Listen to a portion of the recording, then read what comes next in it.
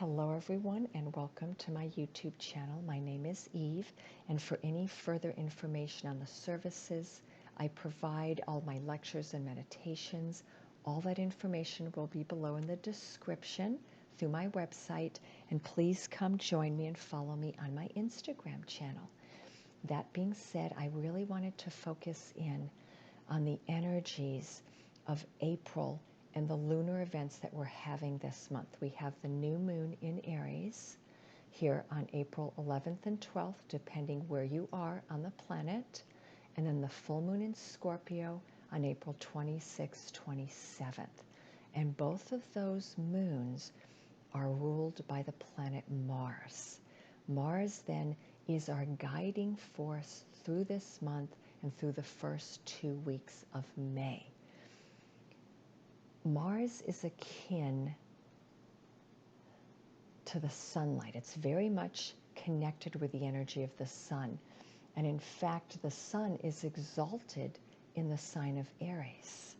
The sun does very well in that sign because Aries is a sign of focused intent, of taking action in a very deliberate and a very honest and courageous way. And Mars is the planet of action. It's also the planet of vitality. It governs our temperament. It shows us our passions in life, our energy center. So Mars is very much focused around our core. So if you want to look at it in terms of the physical body, Mars actually does rule our head. That's why Aries are often called headstrong, because they're very much ruled and guided by their head and their thought forms. But there's another reason why Aries are called headstrong, and it's because they tend to leap into something sometimes without forethought, without thinking it through. They feel a deep, intense passion to leap into something. And that's why they're called headstrong, because they don't always think about it fully before diving in. Therefore, when we are looking at Mars energy governing us for a good 4 to 6 weeks here, we want to look at where are we headstrong in our life? Where do our passions lie? How is our vitality and our energy doing? Are we building our core? Because our core is not only our head, it's also our first 3 chakras, right? The root chakra, the sacral, and the solar, because we build energy there. And in exercise and in yoga, when we speak about increasing our core energy, we're very much focused on those 3 chakras as well as our heart chakra. Please then look at this energy in Aries and with the sign of Mars and the energy of Scorpio of the full moon that's coming. I feel is so much about building our energy center, but also firmly directing it with very clear intention. It's not distracted or unfocused energy. It's exactly meant to be the opposite. Clearly defined and laser beam energy that's focused in a very certain direction. And that's the word I want to bring into this, is direction. We have to figure out what that direction is going to be for us. Now, the last thing I want to say about Mars is it is one of the planets that guides us towards how to look at our physical body at this time. Perhaps something is going on in our physical well-being that we need to be paying particular attention to. How do we feel with our physical body? Is there improvements that we want to make here? Do we want to strengthen our physical body at this time? Therefore, there's guidance into perhaps looking at our nutrition, building our exercise program, or coming into an exercise program if we let that slide for a while. It's about building our physical strength, not only our mental strength here, and not only about taking action and knowing exactly where we're headed. I wanted to pull several different decks out for this to guide us, and the first one is the hero's journey with some extra guidance from the Queen of the Moon Oracle and the Chakra Wisdom Tarot by Tori Hartman, and the last advice from the Whispers of Love. So those are the 4 decks I'm going to be using here. Now, the new moon in Aries is one of the most significant new moons of the year because Aries begins the astrological wheel. And again, it's about that new beginning, that leap into a new cycle. And we of course, begin that new leap with the spring equinox, when the sun enters Aries. It is strengthened, though, when we have the first new moon in Aries, because the moon is our emotional direction, where the sun is more of an outer or external direction in terms of illuminating our life, asking us to look at questions of identity and who are we. And it's a good time to leap forward in the spring equinox into further moving our identity along, or further moving our career or mission pathway, because the sun is one of our directors in terms of our mission here on earth. And the moon is showing us where our love lies, where our comfort zone is, what is our deepest heart's desire. So with the new moon in Aries now, we're going more inward with that direction, as opposed to the sun energy, which is more outwardly directed. And we're being asked to follow a new pathway in matters of the heart. So this new moon in Aries then is going to be a very big one for us, because it's setting the tone for the next 11 months that follow that, where we then complete the cycle in Pisces. A good way to look at it would be Aries is sunrise, the sun rising in the early morning, bringing in a new day. And we have new energy and vitality to start that day. So it's every day is a new journey, right? And then Pisces is those last 2 hours of moonlight before the dawn, where we are getting the deepest rest and we are completing our sleep cycle. So the Aries energy is the beginning of this new cycle. So let's dive in and look at what are the messages here from the hero's journey. Beautiful. The first message is the quest. Plunge boldly into life. Look at the colors there. Very golden and orange. That would be the sacral chakra and the solar plexus. Those are our romantic partnership chakras and our power centers as well. The second chakra, which is the sacral, is about building creativity, romance, partnership. It's the energy of 2, so it's where we also seek to balance parts of our life. And then the solar plexus is our third chakra.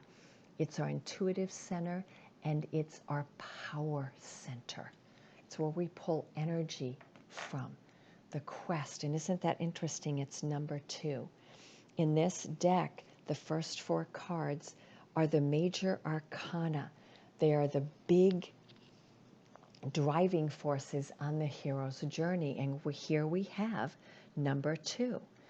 And the driving force here is to begin the quest. And right away when I look at that card, I see the Fool and the Tarot leaping forward into this new dawn here.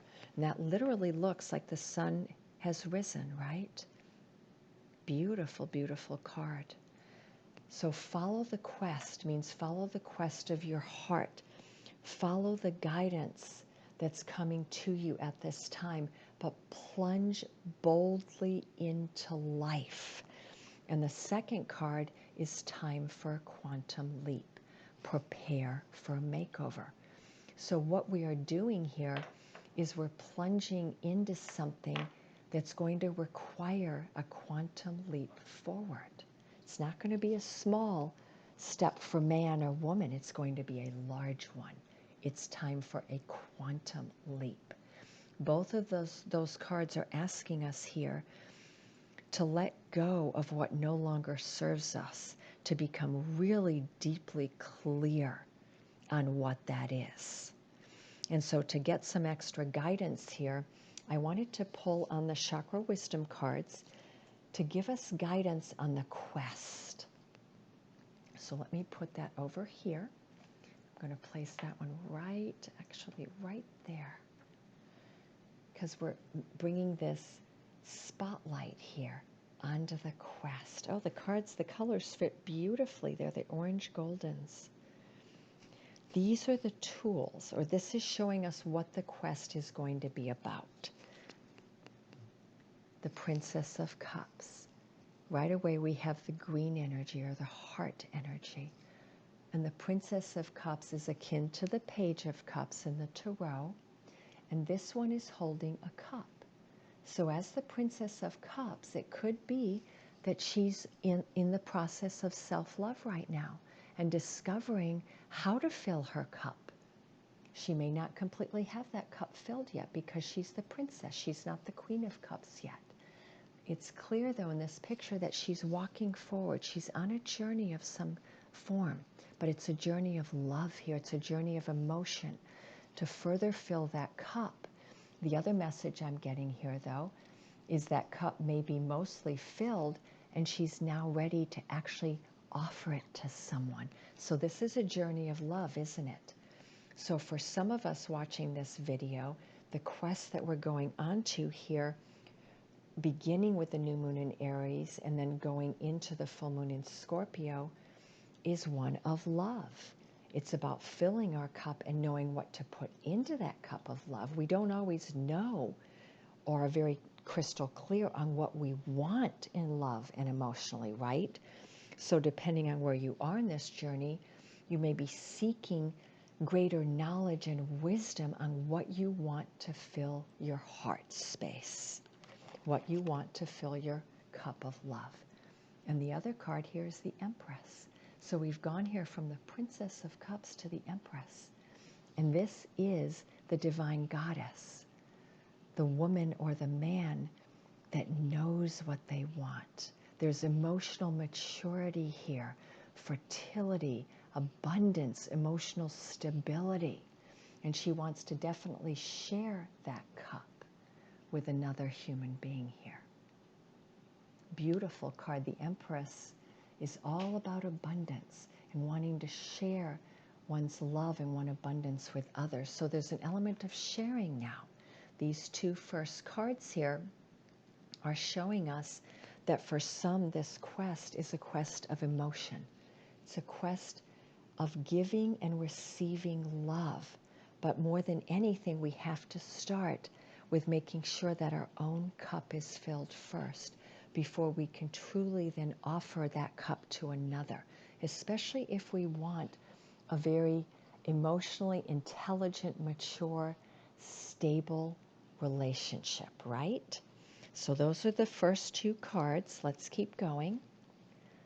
For some, it's the Ten of Cups. We've got a lot of cups going on here.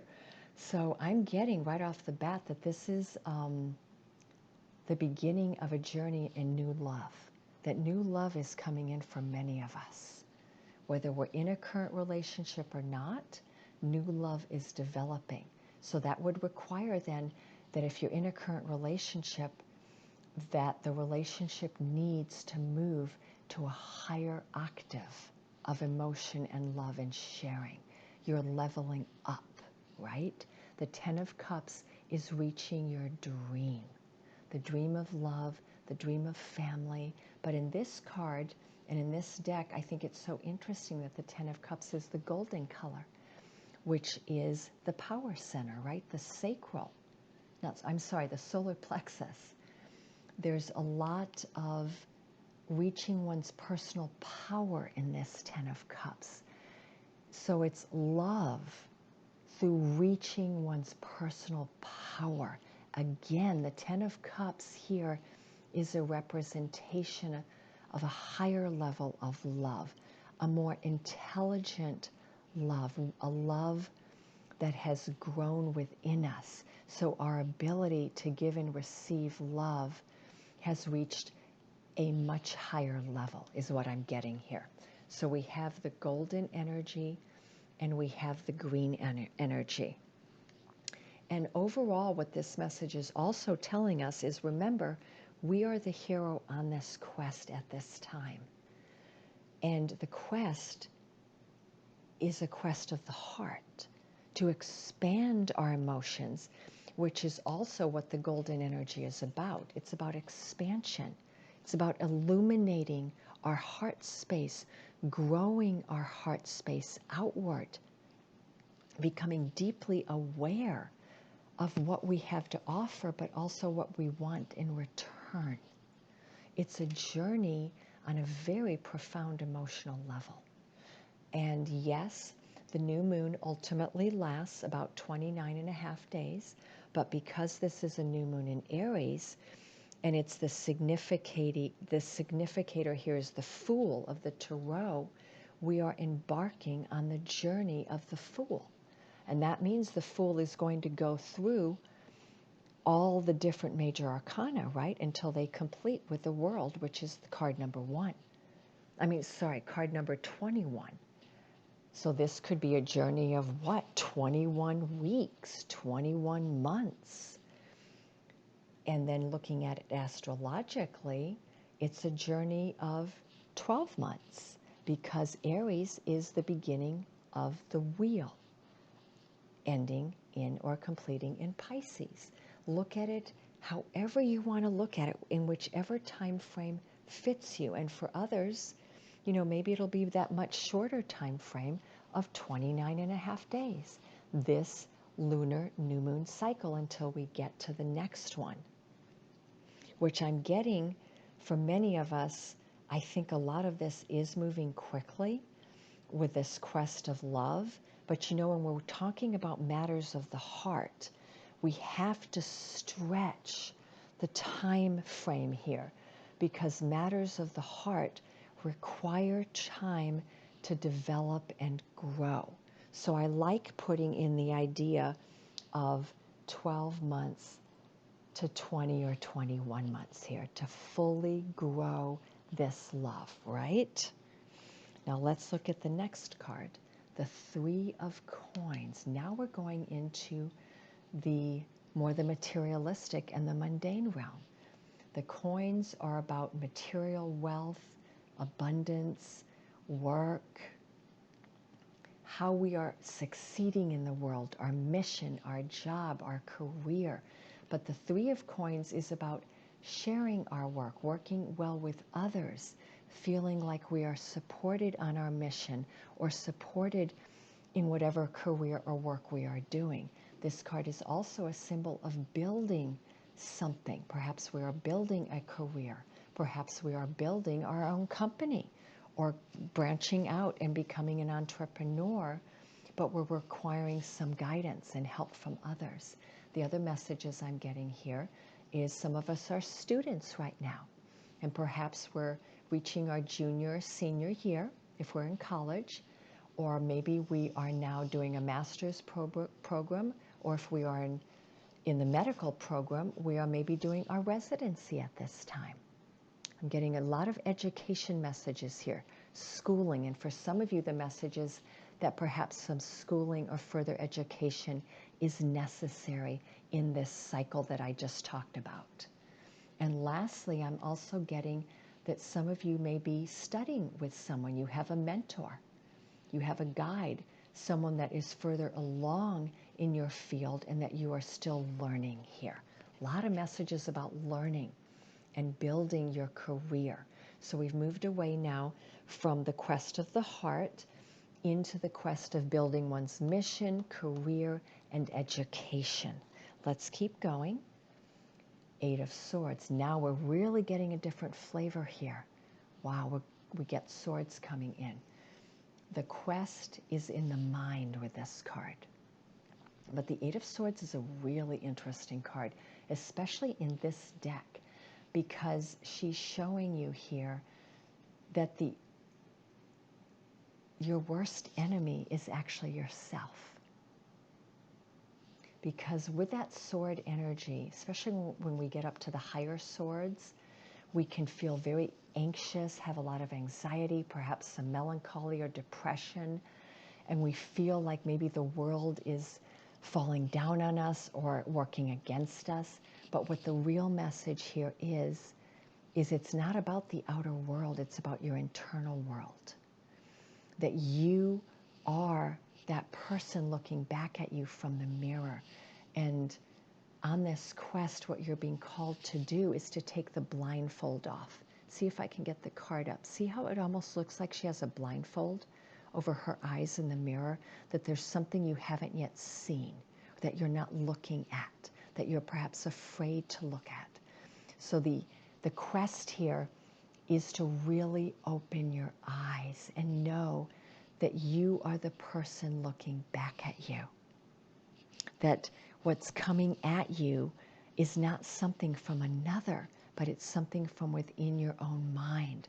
Perhaps there are certain illusions or inner deceptions that you've been carrying that you didn't realize you've created. We all carry blind spots. That's the word I was looking for here. This is about looking at your blind spot.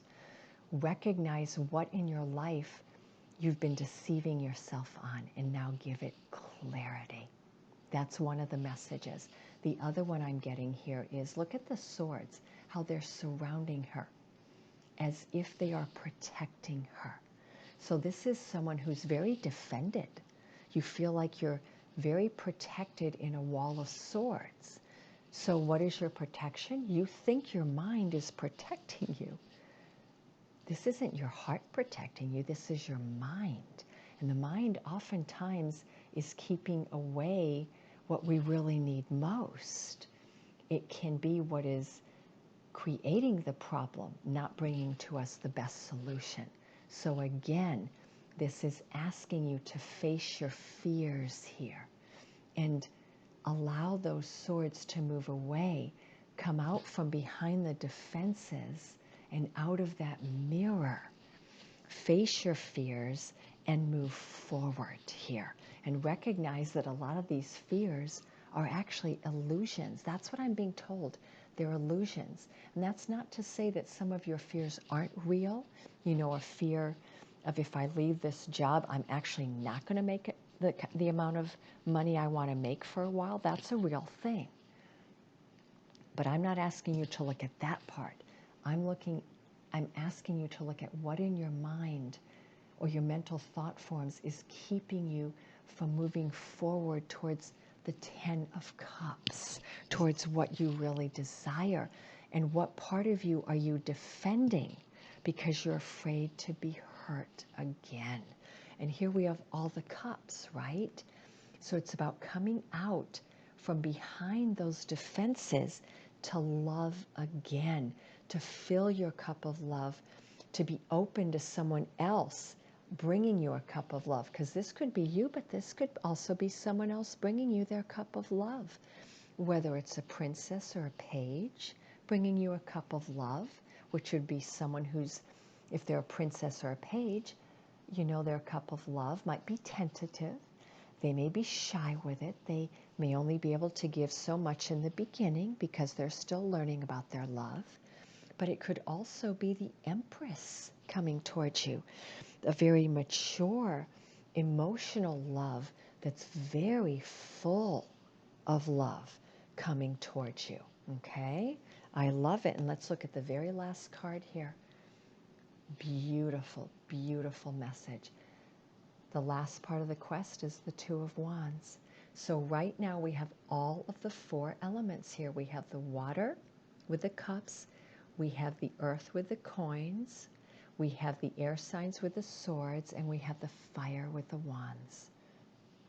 The Two of Wands is bringing spirit into matter, bringing your dreams into reality, working hand in hand with spirit. This is a card of co-creation, by the way, especially in this deck. But in this deck, the question is, are you willing to work hand in hand with spirit to manifest your dreams? Because this is a card of not only wanting to bring your desires into fruition, but you have to work to do that.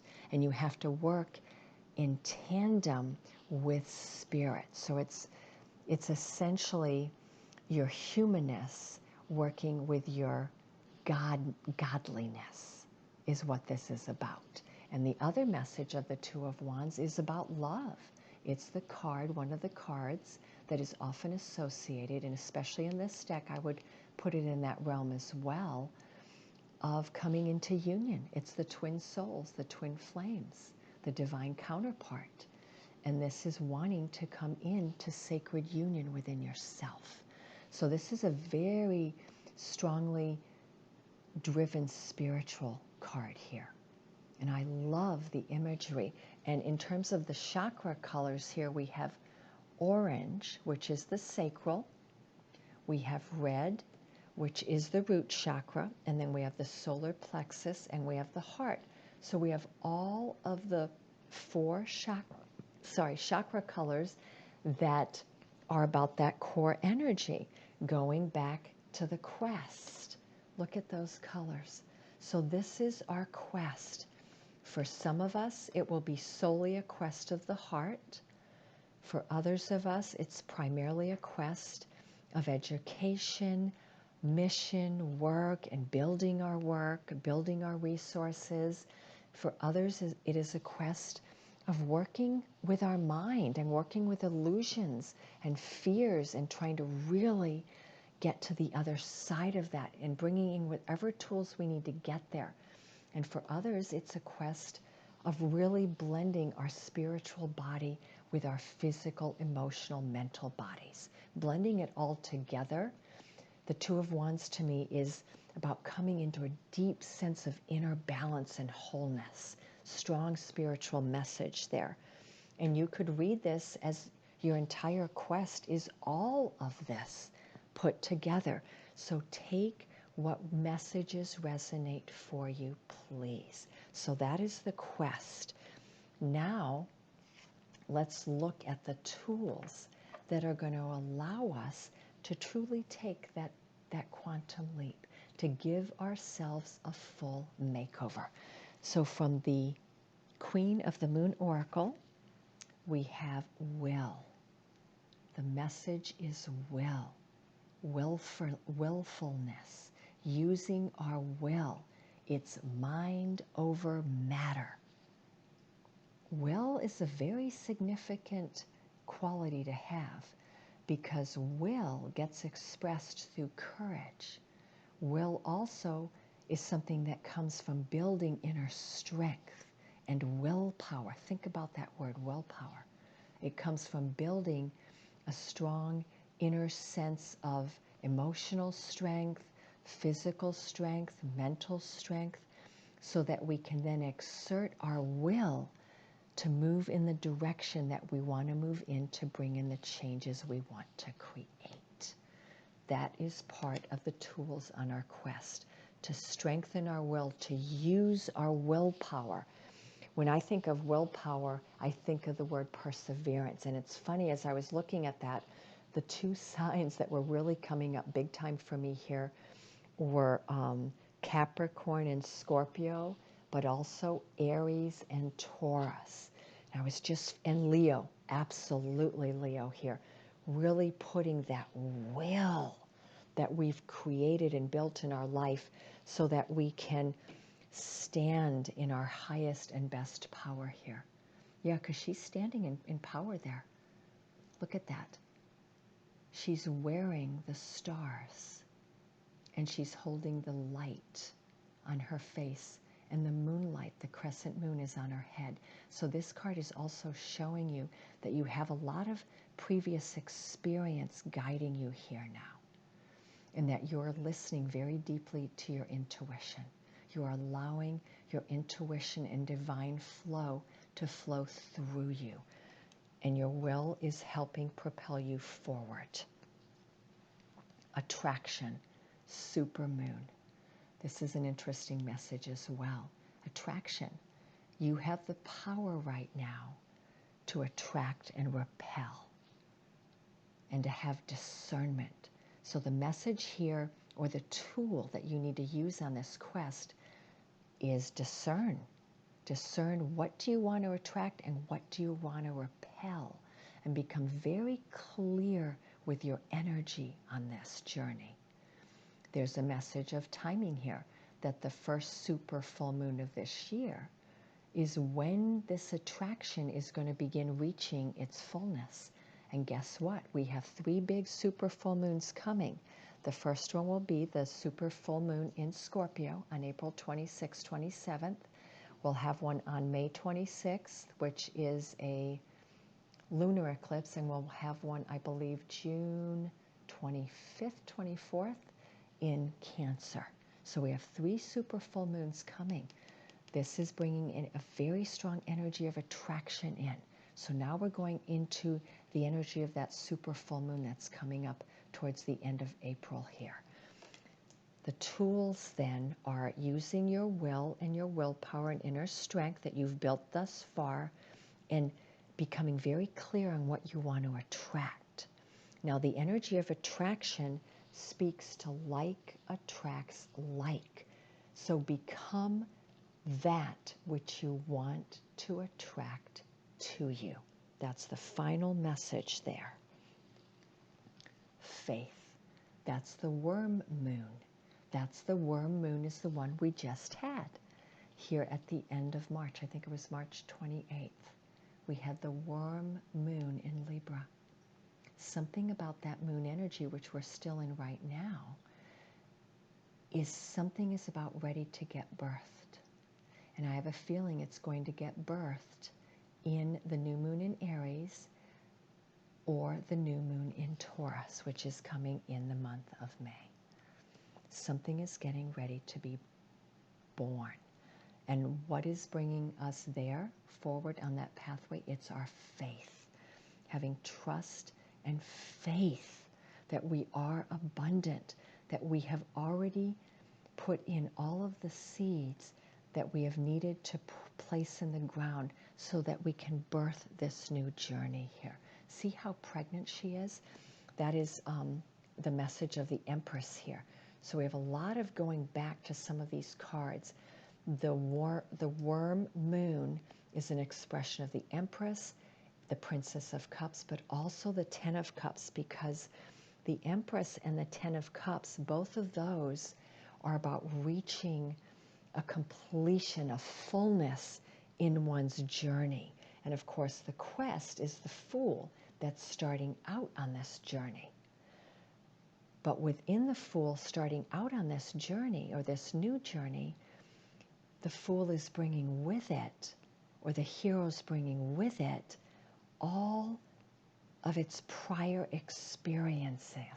So you're not coming into this hero's journey without any prior experience. You're coming in with so much that you've already created within your very being. Okay? And you're bringing willpower and strength, the magnetic energy of attraction as your tool, and now you're building faith and bringing in faith as your tool and trusting in that inner guidance and the inner wisdom of discernment that is wanting to come through here. The fourth message is fear. I knew this was going to come up. Fear. But I like it because in this specific card, it's showing you that on this hero's journey, you're no longer sitting in that womb with your head in between your legs. You are now coming out of it. You're still holding on with both hands to all of those birds, right? But those are the birds. They're no longer in the cage. So you are letting your fears out of the cage. You're aware now of what your fear is. And guess what? You're allowing some of that fear to guide you into your courage, because fear is not always what holds us back. Sometimes it's our fear that actually propels us forward. So you're wanting to look at what fears you want to let go of. What are the fears that are holding you back through the Eight of Swords, and you now need to let those swords go, put the swords down, set them free, and you want to now look at what fears are actually building your courage to move forward, because a hero is not a hero without fear.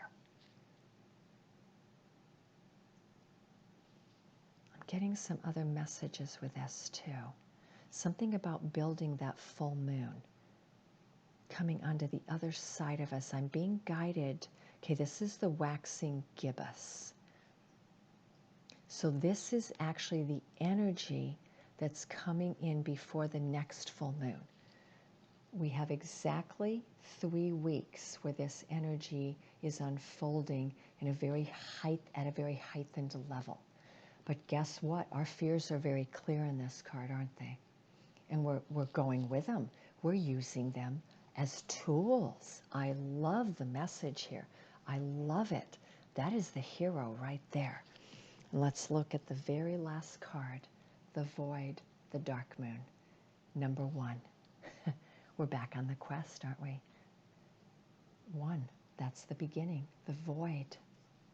The void moon is the dark moon. It's that 24 hours before the new moon. I was actually born during the dark moon. I was born in the void. I always feel the best in that 24 to 48 hours before the new moon, because I was born in that time. It's a beautiful time to rest, to dream, to access every part of your being, because the dark moon is the time of the void, the time of great mystery, where you are at one with everything that is. You are everything and you are nothing. The void is that place of creation where the seed is first being born. So it's the place of nothingness, and it is the place of all knowingness. See how they wrap in upon one another? What I'm seeing in this card too is, even though it could be the Fool that's launching itself on this new quest in the number 1, I'm also getting the energy of the world from the Tarot, and how the Fool and the world are a representation in this card together. That we're always starting a new pathway, but we're also coming to the end of one, right? That the world and the Fool are always with us. That is a beautiful, beautiful message. I'm going to leave that up there.